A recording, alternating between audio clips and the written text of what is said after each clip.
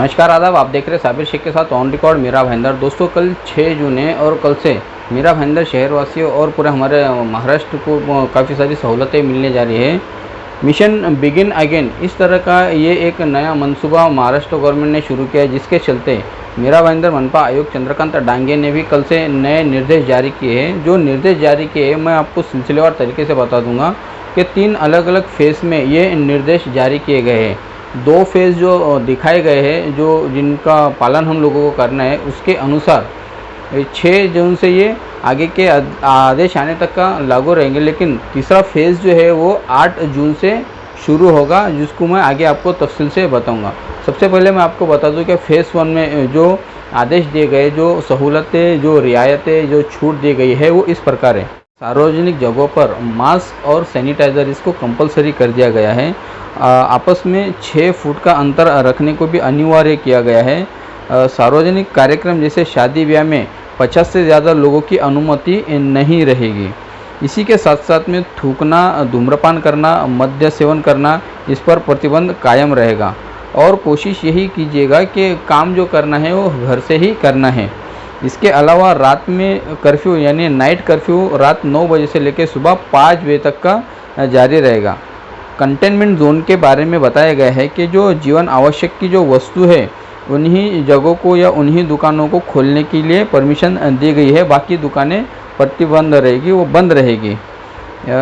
इसके साथ साथ में जो 6 जून से जो लागू होने वाला है, यानी कल से जो लागू होने वाला है, जिसमें मैदानी शारीरिक क्रियाकलाप यानी सार्वजनिक जगहों पर साइकिल चलाने जैसे कसरत, व्यायाम करना, जॉगिंग करना, दौड़ लगाना, चलना फिरना, टहलना, इन सब चीज़ों को अनुमति दी गई है।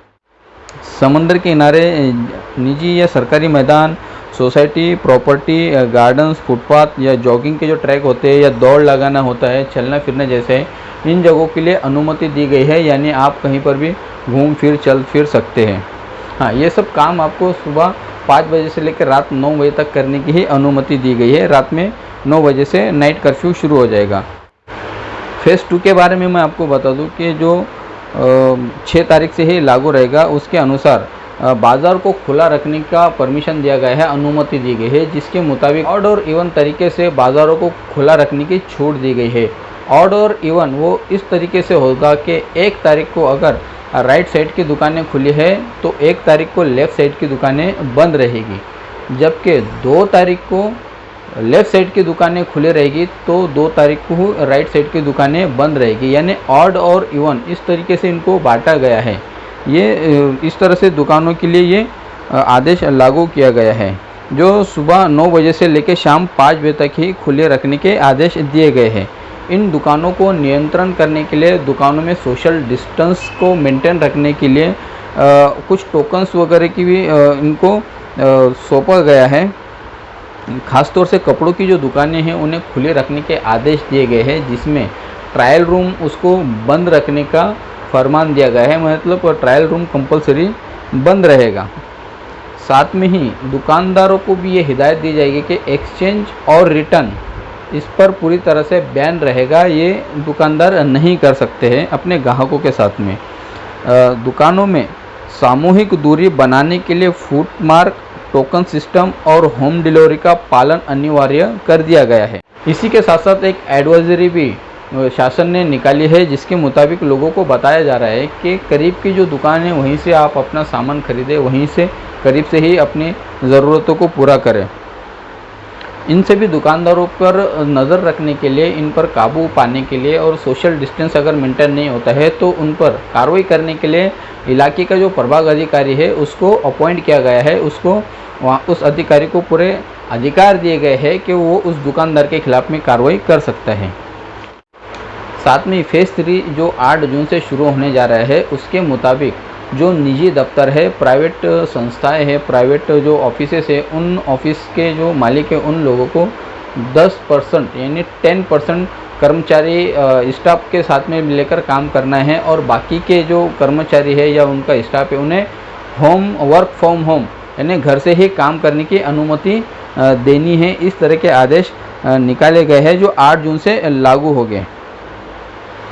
साथ में ही टैक्सी, कैब और ये जो ट्रैवलिंग के जो गाड़ियाँ हैं, इन गाड़ियों को परमिशन दी गई है 8 जून से, जिसमें से 1 या 2 अत्यावश्यक अगर है तो 1 या 2 लोगों को ही अनुमति दी जा रही है।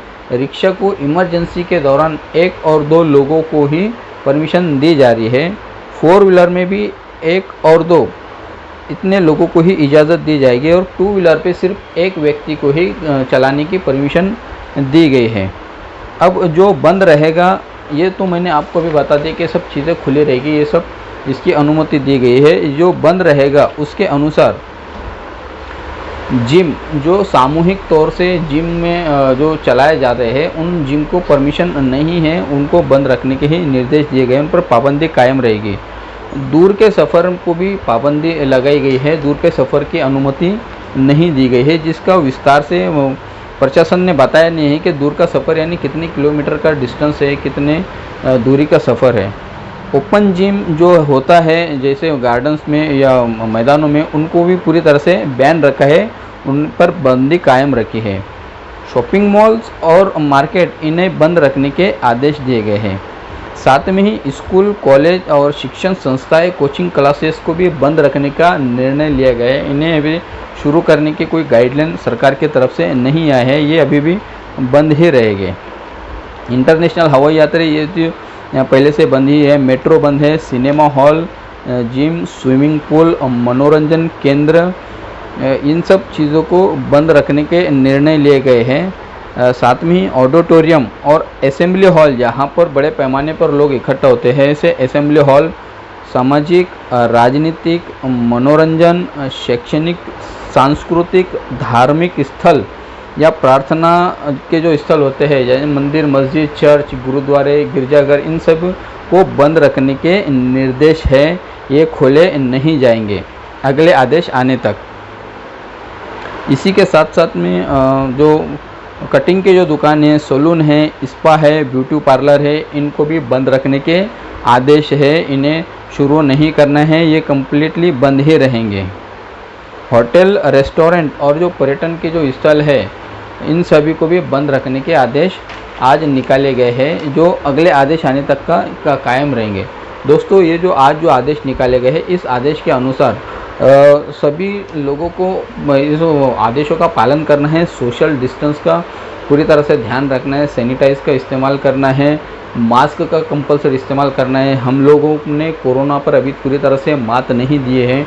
जिस तरह से रोज़ 30, 35, 25, 40 जो पॉजिटिव पेशेंट जो पाए जा रहे हैं, उनका इलाज करने में प्रशासन को अब काफ़ी दिक्कतें भी आ रही है, क्योंकि अब मरीज़ों की संख्या बढ़ते जा रही है और यहाँ पर जिस तरह से जो इंतज़ाम किया गया था इलाज करने के लिए, ट्रीटमेंट करने के लिए, वो अब नाकाफ़ी साबित हो रहे हैं। इसके चलते जो अब नए आदेश आए हैं, इसका मतलब ये नहीं है कि कोरोना पूरी तरह से ख़त्म हो गया है, कोरोना चला गया है, बल्कि कोरोना यहाँ पर बड़े पैमाने पर फैला हुआ है, अपने पैर पसार रहा है। जो छूट दी गई है, जो रियायतें दी गई है, उन रियायतों को, उन छूट का आप सही से इस्तेमाल करें। ऐसा ना हो कि हम बिला खौफ, बिला झिझक कहीं पर भी आ रहे हैं, जा रहे हैं, किसी निर्देशों का पालन नहीं कर रहे हैं, तो हम अगर इससे प्रभावित होते हैं, कोरोना से प्रभावित होते हैं, तो हम अपने घर वालों को भी पूरी तरह से प्रभावित करेंगे। हमारे लिए वो एक बहुत बड़ा सरदर्द होगा, बहुत बड़ी परेशानी होगी। तो लिहाजा आप सभी लोग इस छूट का, इस रियायत का, इस सहूलत का सिर्फ अपने काम के लिए ही इस्तेमाल करें। अननेसेसरी घर से बाहर ना निकले, भटके नहीं, चौराहे पर, नुक्कड़ पर, रास्तों पर आप ज़्यादा बड़ी तादाद में ना फिरें, यही मैं आपसे रिक्वेस्ट करता हूँ। आप देख रहे हैं साबिर शेख के साथ ऑन रिकॉर्ड, मेरा महेंद्र। धन्यवाद।